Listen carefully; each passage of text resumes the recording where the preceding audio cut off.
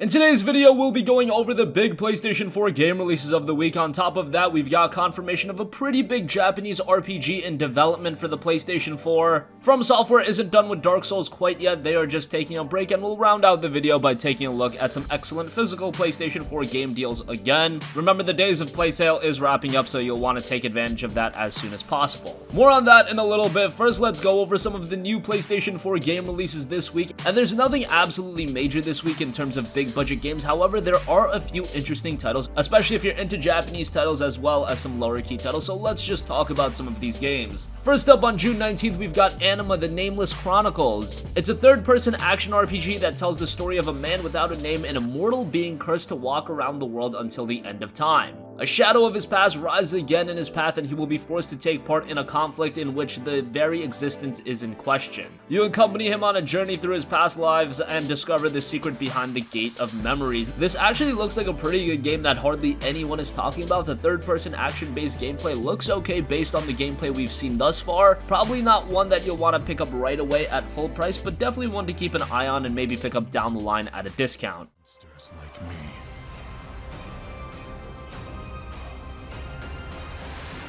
Era after era, I have been chased. I have been hunted. And now they have finally succeeded.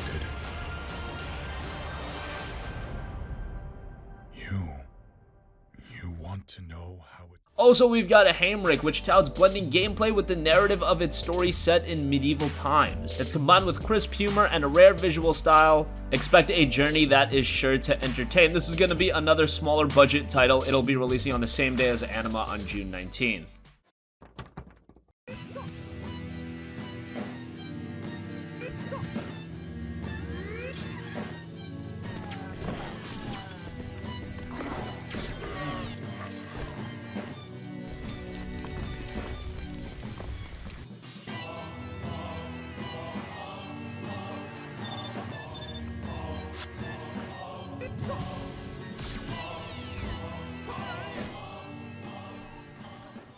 Next up, we have a brand new Japanese RPG from NIS coming to the PlayStation 4 on June 19th, and that is The Lost Child.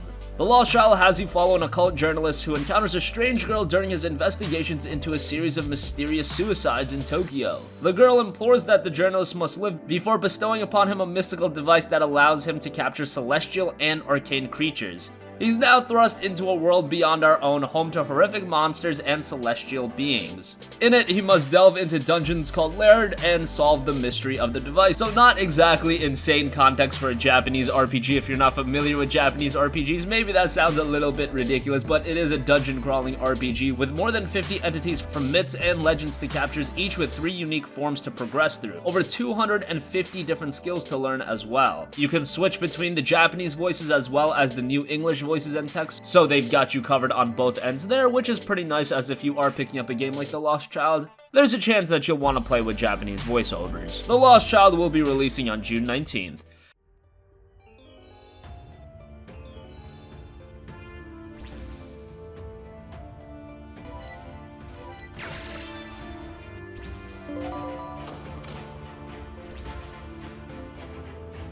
I am Haster, an evil deity. Let's do this! Critical hit!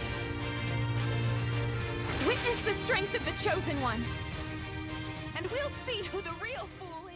And finally, we also have new Gundam Breaker. Yes, Gundam Breaker is back again, and this game will retain the basic fundamentals of the previous games. There are going to be some new gameplay elements introduced. Of course, you do have 3v3 team battles, which is very nice, and expect a decent amount of customizability options. Well, now with the Gundam games, I always recommend them to fans of Gundam, because if you assess these games as not being a fan, honestly, I would not say they are worth full price. Even as a fan, I would say that some of the Gundam games you're better off waiting for a sale on, but if you are an avid fan, you're gonna have some enjoyment out of it, and you'll be able to check out new Gundam Breaker on June 22nd. ビグザムのパーツは取れないの？ビグザムのパーツは取れないです。取れないんかい。大家可以看到比格萨姆的零件的话，就是上面那个图案。で、毎回ミッションが出てて、第三勢力を30体倒しましょうみたいなミッションがあります。然后大家看到上面击破30台第三势力体积，就是这次的任务完成一个就是一个任务解决，得到积分。でミッションを達成すると星2つが自分のチームに加算されます。每完成一个任务，那个积分就会用星星的方式到自己的团队里面，上面有一个 team point。今自分のチームは3ポイント持ってて。So those are the new game releases this week. I don't know if a lot of gamers are going to jump out of their seat to pick up every game this week, but a couple of interesting titles that at the very least you should keep on your wish list and check out down the line during a sale. Moving right along, a brand new Tales of game is said to be in development right now. This was announced at the 2018 Tales of Festival, and while there wasn't any exact specific details, you would imagine that this game would be released sometime in 2019. This year, of course, they will be releasing the Tales of Vesperia Definitive Edition. That is the version of the game that released back in 2009 on the PlayStation 3, but it only saw a release in Japan, never made it out of here in the West. We did get the original Tales of Vesperia, but that was an Xbox 360 exclusive. A lot of gamers have wanted Vesperia to come over, but on top of that, we've also got the next mainline entry into the Tales of series in development right now. Now, you would have to imagine that this would be a PlayStation 4 game, but I could very well see it being on the Nintendo Switch as well. And it looks like Xbox is making some moves in Japan. They are getting the Vesperia remaster, so maybe if that sells well, it'll be released on Xbox as well. And of course, I imagine this game will also be released on PC.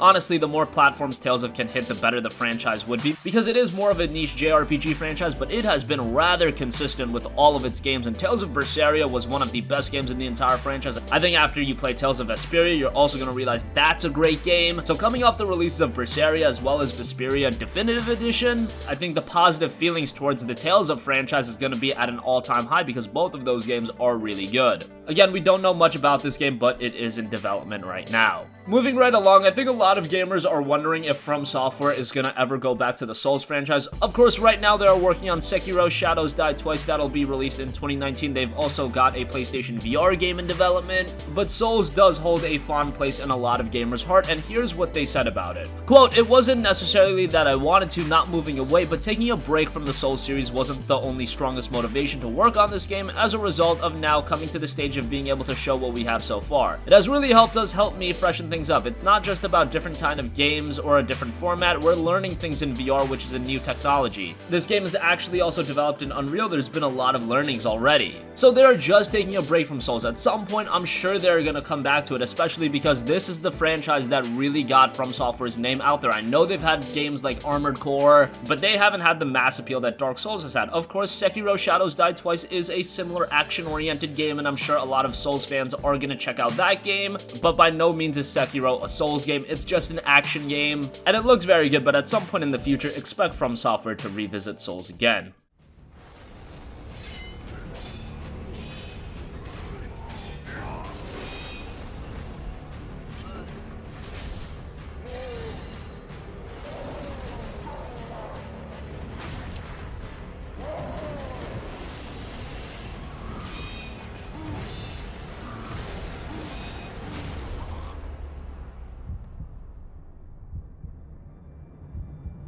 Your death won't come easily.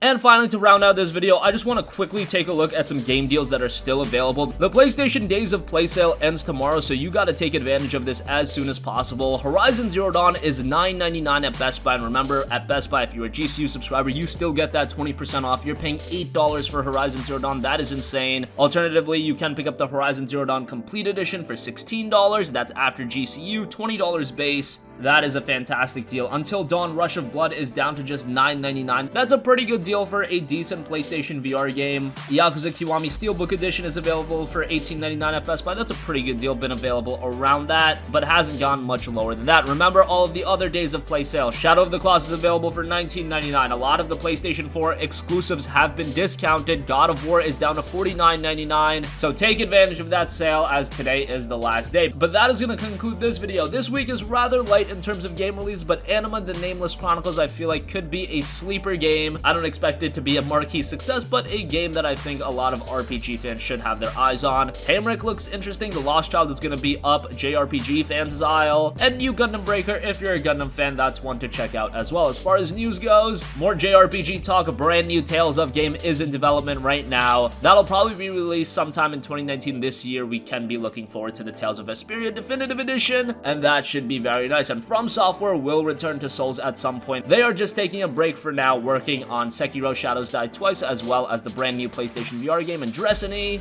And as I mentioned, today is the last day for the PlayStation Days of Play sale. All of the great deals available, the PlayStation 4 exclusive console. If you've been interested in any of that, today is the last day, so make sure you take advantage of that. Sound off with all of your thoughts in the comment section down below. Thank you for watching, and goodbye.